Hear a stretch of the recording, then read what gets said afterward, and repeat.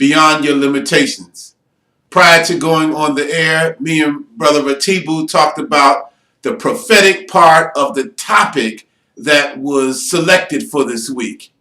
And many times we talk about what it is to be in spiritual alignment, and we can intellectually know it, and we can psychologically know it, and we can emotionally know it. But when it hits us, it's like an electric bolt that, yes, in fact, we are on a course. We are in alignment. We are in harmony. We are following the spiritual will that is producing what we are doing, so it manifests in what we see right in front of our eyes.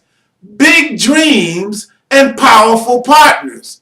That's what it took in order for Nelson Mandela to lead the charge of getting Africa, and South Africa in particular, and Africa in general, raised to another level. Big dreams is what made him sacrifice his life. Big dreams made him transcend his personal world.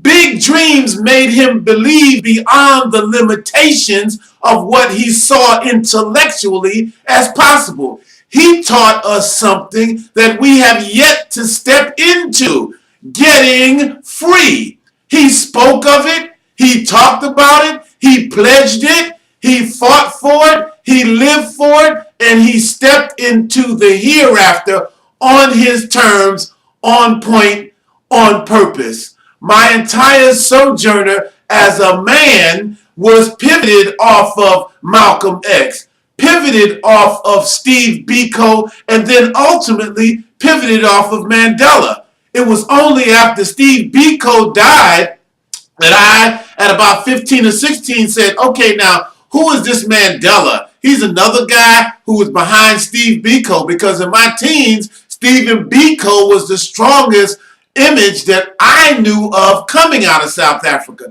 As they beat him to death and killed him in jail, then the exposure began to shift towards Mandela, who was a silent giant on the international scale about what he believed, what he was doing, and who he was sacrificing for. And for the next 30 years, life began to grow, life began to change, life began to transform, life began to expand. And the commitment that I lived in, lived through, and lived to was to walk in those steps as tightly as possible to find out the truth of the essence of what we needed to do to get free, get in control, and get in power. Because sometimes we like to get things going, but we don't want to really deal with the big dreams we need to have, that we are not free.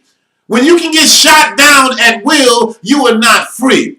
When the judicial system makes mockery of you and says, yes, we told him don't follow him, but he followed him anyway and he killed him and we still exonerated him, you are not free. When the things that affect them affect us, we have to begin to talk about and begin to open up to the dream of being free and the vision of taking responsibility of it. So there's so many things. I walked through Kenya. I traveled by car to Tanzania. I flew into Zimbabwe.